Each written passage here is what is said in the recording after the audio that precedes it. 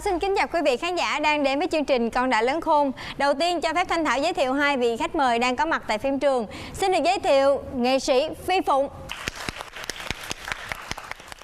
Nhân vật thứ hai là thạc sĩ Tô Nhi A, hiện đang công tác tại trường Cao đẳng Sư phạm Trung ương thành phố Hồ Chí Minh. Cô Phi Phụng thân mến, khá nhiều lần đến với chương trình Con Đã Lớn Khôn thì cô cảm nhận như thế nào ạ? Trẻ con bây giờ nó thông minh quá. Khi không có ba mẹ, không có ông bà thì cháu cũng có thể một mình xoay sở được theo nhiều tình huống khác nhau. Vậy thì hành trình ngày hôm nay sẽ bắt khó các bé của chúng ta như thế nào? Xin mời quý vị khán giả theo dõi và cùng làm quen với hai nhân vật chính.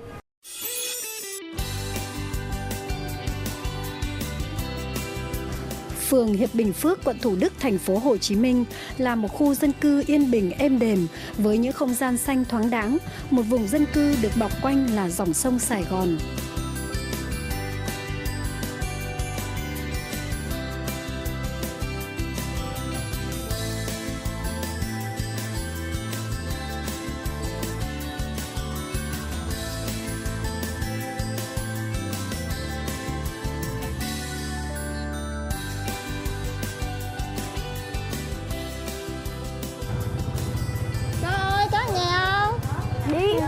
Có hả?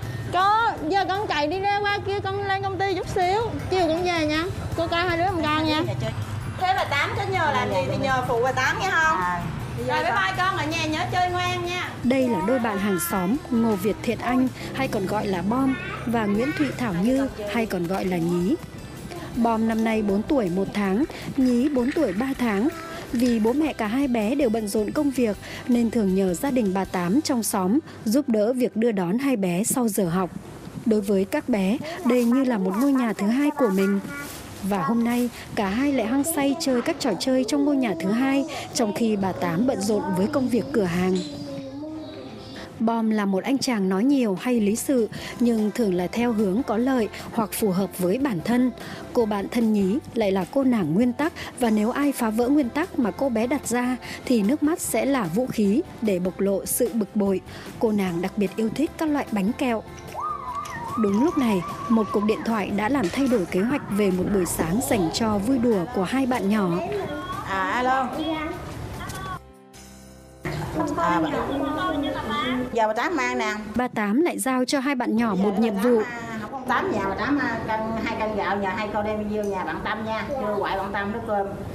Tụi con đem đóng xong, bắt đầu tụi con đem đưa gạo xong rồi bà Tám nhờ con hai đứa lấy 2 cái bình nước không về luôn nha. Mà 2 bình nước mà pin hai cái vỏ không mà Tám bán nước ở trong đó, giờ con lụm gì cho bà Tám. Con đường vào nhà bà Duyên, bà của bạn Tâm, một cô bạn chơi chung của cả hai, dài khoảng 700 mét. Con đường vốn quen thuộc mỗi ngày trong những buổi chiều rong chơi có lẽ sẽ chẳng có khó khăn cho đôi bạn. Mọi chuyện sẽ yên bình nếu như không có sự xuất hiện của nhân vật này. Cuộc chiến giành quyền sử dụng chiếc xe bắt đầu. Trước tiên là người khóc, người dọa dẫm. Trời ơi, cái kiểu của chị vậy. Người nào cũng đòi lên chiếc xe hết đó. Rồi bạn Nhí ra đây. Đây con đi ra đây với bạn Bơm nè. Không hết hạnh phúc rồi. Xe đạp, con không biết đạp, bạn Nhí đạp con đi theo bạn Nhí nha. Con không chịu.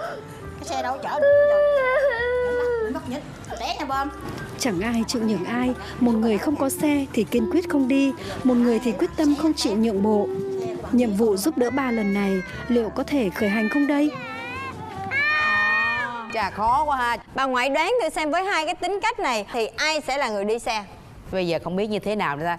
Người này thì không ga lăng, mà người kia đã dùng nước mắt rồi mà anh Hùng cũng không lay chuyện, mỹ nhân làm anh Hùng không lay chuyển được. Không biết làm sao đây, anh Hùng này thiệt. Cái chuyện mà nó đang rất là rối rắm diễn ra đó, cô Như An lại thấy là 70% lỗi thuộc về người lớn á. Tại vì chúng ta bày ra một cái tình huống mà ở đó chúng ta không hề có trước cái sự rèn luyện về hành vi, gọi là hành vi tích cực cho các con, ví dụ như sự nhường nhịn.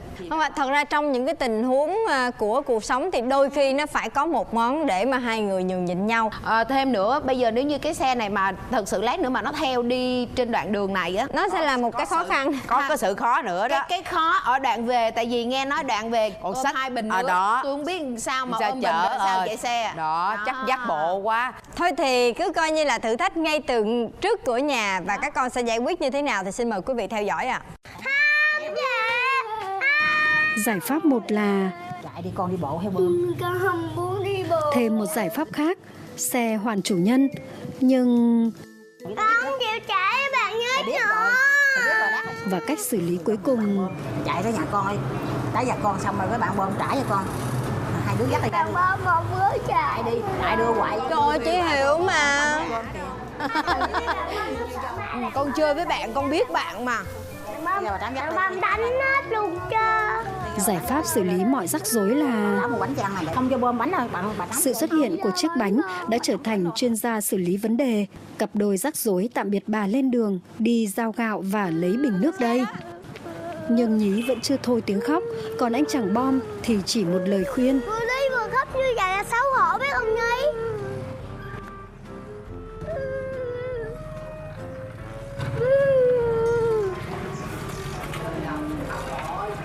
Khóc rồi nhìn, lại khóc, nhưng cậu bạn vẫn chẳng hiểu nỗi lòng của Nhí. Còn anh bạn dù bướng bỉnh nhưng vẫn không nỡ đạp trọn một vòng xe. Chậm, thật chậm 4 bánh và hai chân sẽ có thể sóng đôi. Con cũng thấy là không thể nào tận hưởng một mình cái xe đó đó. Nhưng mà để từ bỏ cái niềm vui thích này thì con chưa từ bỏ được. Mua cho con mua xe đạp rồi nha. Không thích.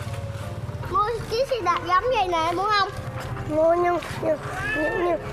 nhưng giờ cho con mượn nhiều rồi, cho con mượn tới bờ sông rồi con tới nhà cô Nhí rồi con chạy cho. Ơi điện thoại quá vậy. Đôi bạn đang cố gắng bàn thảo để tìm ra một giải pháp được lòng cho cả hai. Còn bây giờ thì tạm thời Nhí cũng không được chạm vào chiếc xe mà Bom đang mượn nhé. Thực tế cô bạn thì chỉ muốn Cho họ té. Không có té không hả? Không, mình đâu có té đâu. Mình đạp nè. Chạy cái. Chị quên rồi. Không có quên đâu. Đang đợi á, đang đợi là tới nhà của Nhí là sẽ đổi vai trò. và nguyên nhân mà anh chàng chưa thạo lái xe không muốn đi sát vào lề là bởi chiếc xe từ từ mắc kẹt với bịch rác bên đường. Thằng Bom này thiệt là ở đây trong bác. Giờ sao? Cô ơi! Cô ơi!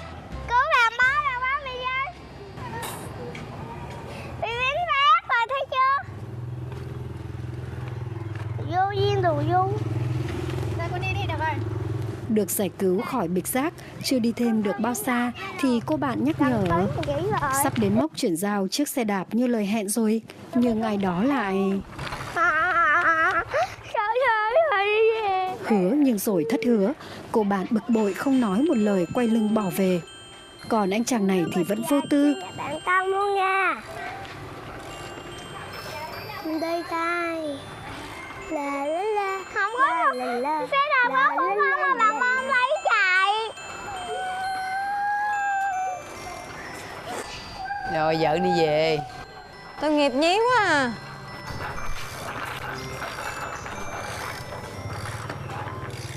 Anh này anh không đạp được nguyên vòng luôn á mà anh cứ vẫn thích. Xe đạp đó của cô mà bạn. Trời ơi, đi gặp ai cũng trút nỗi lòng hết á.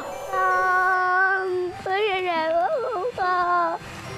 Chứ mà của bạn đó mình lấy nó đi. Người bị tố cáo vẫn đang lệch sệt nửa vòng xe. Có vẻ vẫn đang trông đợi sự trở lại của một ai đó. Nhưng ai đó thì đang hối hả trở về nhà bà Tám mà thôi. Khoảng cách của cả hai giờ ngày một xa hơn. Trời ơi, bây giờ là hai hướng rõ ràng rồi đó. Cô Nhi A sẽ không có đồng ý với cái chuyện là chúng ta đẩy tất cả mọi thứ thuộc về một cái thiên tính mặc định nào đó cho trẻ con. Đáng lý ra chúng ta sẽ phải cương quyết hơn để nói với các con về cái chuyện quyền sở hữu và cái gì con được với không được. Bây giờ Nhí có quay lại hay không để đi tiếp tục cái hành trình này? Chắc cô bé này giận Nguyên về luôn quá. Nhưng theo Thảo là Nhí sẽ quay lại.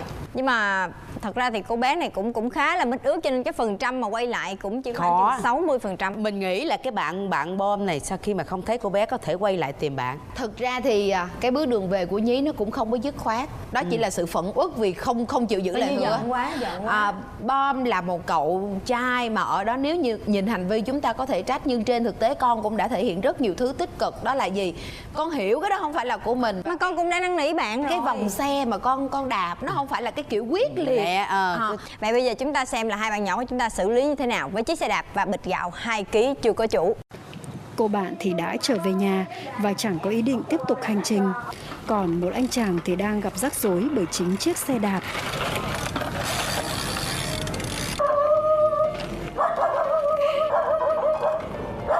Lo lắng một mình Bom không thể hoàn thành nhiệm vụ, bà Tám tìm cách thuyết phục Nhí. Hiệu quả nhất vẫn là lát thì cho con 2 tấn không cho Bom. Rồi đi với bạn Bom mới đi. Rồi giao gạo cho bà ngoại bạn Tâm á, xong rồi. Rồi lấy 2 cái bình nước cho bà Tám về nha. Nói bà ngoại cho con lấy 2 cái bình nước luôn nha. Đi. Đi theo.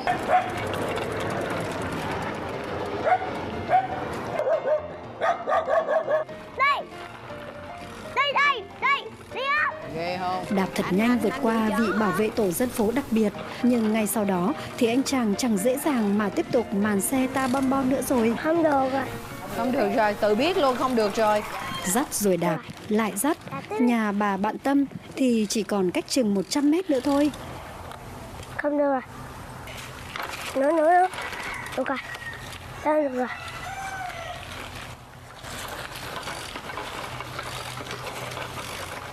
Nhưng chân đạp mà đầu không ngừng ngoảnh lại.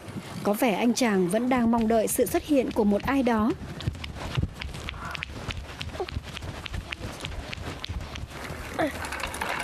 Anh cũng trầy trụa với chiếc xe lắm chứ. Con dốc trước cửa nhà không cao, nhưng cũng khiến anh chàng chật vật một hồi mới có thể vượt qua.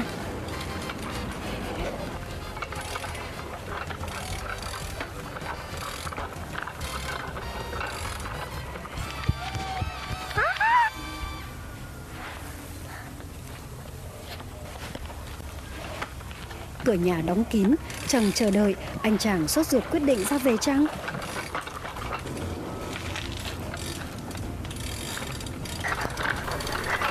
Chạy xe theo kiểu mới vậy con? Đúng lúc này thì Bom Tâm đâu? Không ngoài Tâm đâu? Trong Tâm Bom chạy đúng đường rồi. Đường đây đường nhà bạn Tâm á. nhưng ai đó thì chỉ tập trung một thông báo. Thấy về mở rồi á. Không rồi, bà Tám làm cứng quá. Giữa lúc cả hai loay hoay thì một nhân vật không ngừng giám sát. Đi vô, mẹ kêu vô kìa. Đi vô. Còn 3 phút nữa.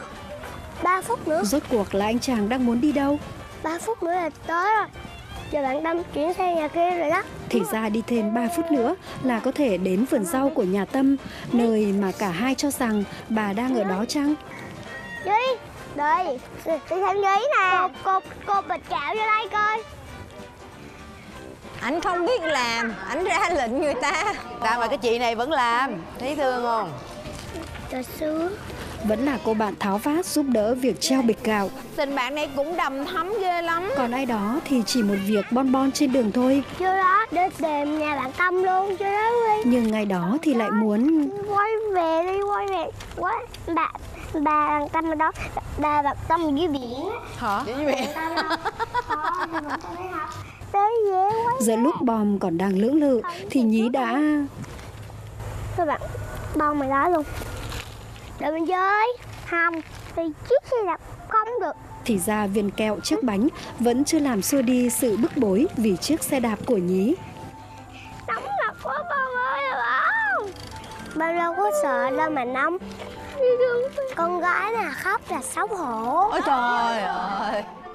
Thì nói chung nguyên tắc con nói thì nó cũng có đúng đó con. Nhưng mà còn nguyên nhân ở đâu ra nữa. Còn anh chàng đạp xe chưa thạo trên đường sỏi này liệu có gặp tình huống gì không? Và ngay lập tức một đôi chân hối hả chạy về phía Bom. Mạnh mẽ tự đứng lên một mình nhưng anh chàng lại quên mất. Chẳng rõ vườn rau ở đâu, thôi thì cứ từ đầu đường gọi với vào bên trong vậy nhỉ? Tâm giờ chuyển sang lúc mình rồi. Đây nè, đi coi. Đi Duy. Người đạp cứ đạp, người đi bộ chịu cái nóng cái mệt cứ đi. Thêm một chút nữa thì sẽ tìm thấy bà để rao gạo và lấy vỏ bình nước không nhỉ? Đi không có. Thêm một chút kiên nhẫn thì bộ đôi đã chờ được bà rồi. Nhắc đến thì mới nhận ra sự biến mất khó hiểu của bịch gạo. Con đi đâu nắng vậy? Nhí đi đâu nắng vậy? Ủa gạo đâu? Gạo đâu? Khoan coi anh Bom ảnh làm sao. Đang kêu ra ngoài của ta. Cô Nhí với Bom đi đâu nắng vậy? Nhí Bom đi đưa gạo cho bà ngoại bạn tao nấu cơm. Đó bà ngoại về nha. Bà ngoại ơi. Mà Bom con mới từ chơi với bịch gạo sao Bom làm vớt luôn rồi. Rớt cái gì? Vớt bịch gạo. Con không có.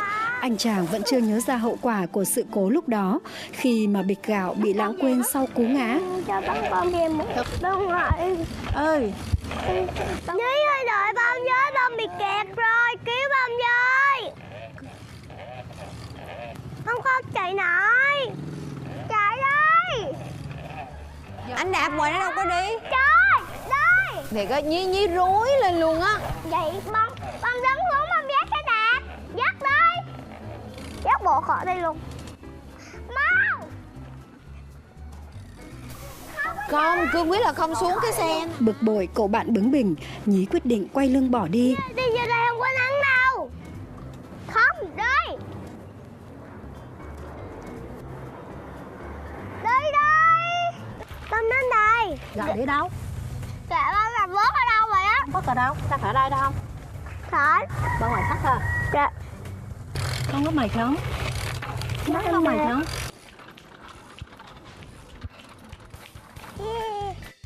Cuối cùng thì cả hai đều cùng nhau có một khoảng nghỉ giải lao ngắn để chuẩn bị sức lực cho hành trình trở về. Khát nước quá. Con hất nước vào bà ngoại quạt xuống cho mát nha. Bà ngoại ơi, nhà bà ngoại có đồ ăn không? Đồ ăn gì có? Để ăn không có sống để ăn á. Ơi, đi vô nhà đi. Nói gì nữa không? Nhưng lúc này Nhí lại nhớ ra một nhiệm vụ khác. Con lại nói là đi vô nhà. Lấy 2 cái bình cha. Chị thấy 2 cái bình á. 2 cái bình nước, chị nhớ ghê không? Nhớ trách nhiệm. Xách thùng đi đâu? Bà Tám nói con khiêng 2 cái này. Khiêng 2 bình bà Tám bị giao và 2 thùng này hả? Con để nước xe được không? Hả? Đây. Bà cho con á, bà cho con đi đường nắng. Giờ ai cầm bình, ai lái xe đây? Thấy chưa? Cho nên nãy giờ không có xuống.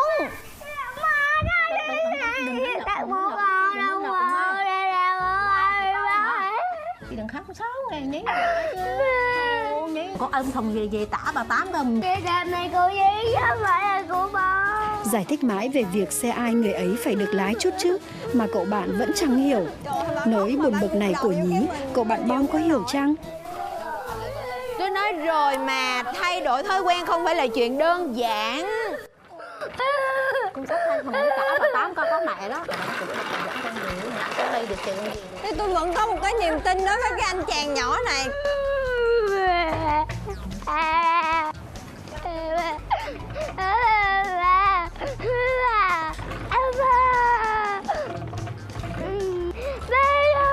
Đi luôn đi. Không có nhìn mặt tôi nữa, đi luôn đi. Không được quay xe đạp. Đưa cho anh. Đáp nữa chạy không. Đằng không đi.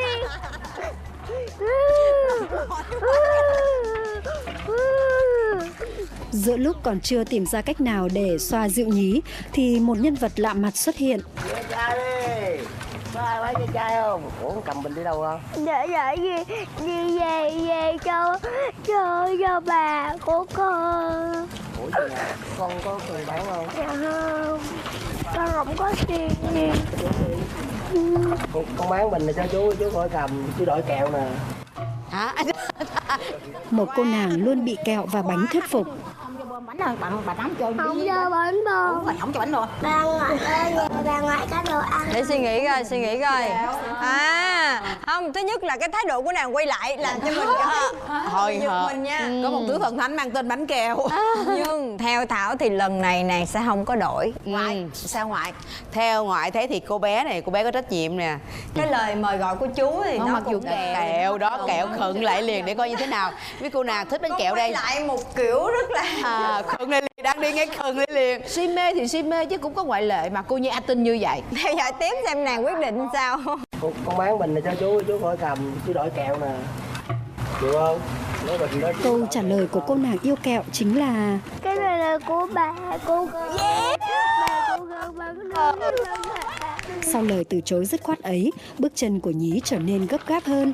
Còn anh chàng yêu xe thì lại đang Với thế bạn chuyến khó khăn không? Nào đỡ bạn. Anh nói Nhí ơi, có nhìn thấy bạn của Nhí khó khăn không? Là bạn của Nhí đang chật vật với cái xe đó. anh chàng vô tâm có vẻ vẫn chưa hiểu được những rối rắm mà cô bạn đang trải qua. Thậm chí còn vô tư lao đi trước.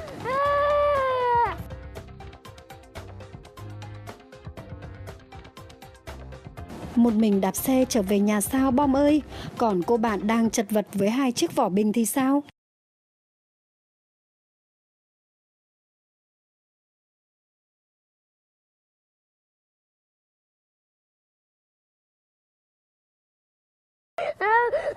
Thay đổi đi con, thay đổi suy nghĩ đi con. Anh quẹo ngược về coi anh làm như thế nào đây. Đây. Cái gì? Chụp bạn tự lấy luôn kìa. Tự lấy luôn kìa mà còn giúp nữa. Giúp cái gì mà giúp? Giúp cái gì mà giúp? Bạn tự lấy luôn mà có giúp cái gì? Giúp cái gì mà giúp? Giúp cái gì mà giúp? Và cứ thế, anh chàng sẽ lại một mình đạp xe vụt về phía trước, bỏ lại cô bạn loay hoay với 2 vỏ bình nước sao. Không được rồi. Đây đây. Cầm cầm đây, cầm đây, cầm chứ mà chạy, mình không chạy được. Trời ơi anh cũng ít có khó lắm. Anh để lại cho người ta một cái bình. Vấn đề đơn giản là hồi nãy bà dặn mỗi bạn cầm một bình.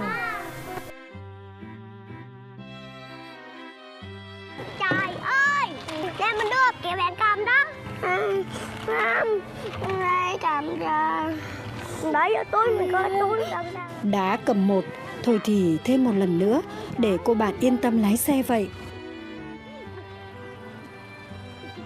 Và thế là một cô nàng vui vẻ bon bon trên chiếc xe, một anh chàng ga lăng chịu trách nhiệm mang đồ. Nặng quá. Con có chút xíu. Con gì ở nhà vợ. Đã chia sẻ trách nhiệm cùng nhau thì đâu cần phải vội vàng đạp xe đi trước đúng không nào? Nhí quyết định dắt xe và cùng sóng bước bên cậu bạn. Và nhiệm vụ của cả hai đã kết thúc trong sự hài hòa và êm đẹp như vậy. Dù lần này phải nhờ đến sức mạnh của những viên kẹo, nhưng chắc hẳn trong những lần giúp đỡ bố mẹ ông bà sau này, đôi bạn sẽ không cần đến sự viện trợ đó đâu nhỉ? Bởi hôm nay chúng con đã lớn khôn hơn rồi. Con nghe cái tiếng gào thét của Nhí nè, rồi con cũng thấy là Nhí cũng quá là vất vả. Nó có nhiều cái yếu tố tác động để làm cho Bon thay đổi bằng cách là bước xuống xe.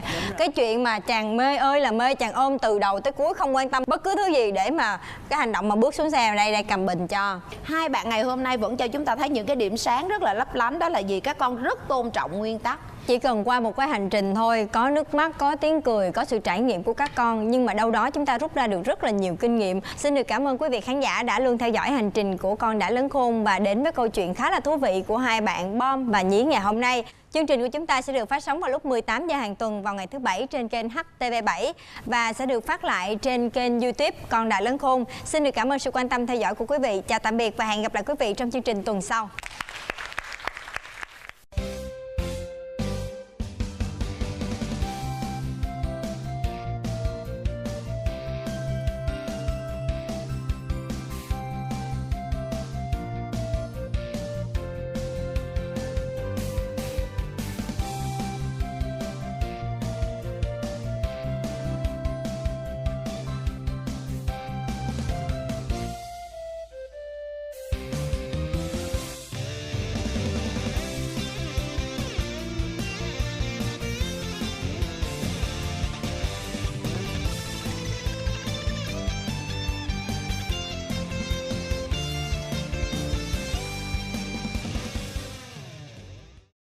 Chương trình do công ty MCV và Đài Truyền hình Thành phố Hồ Chí Minh phối hợp thực hiện.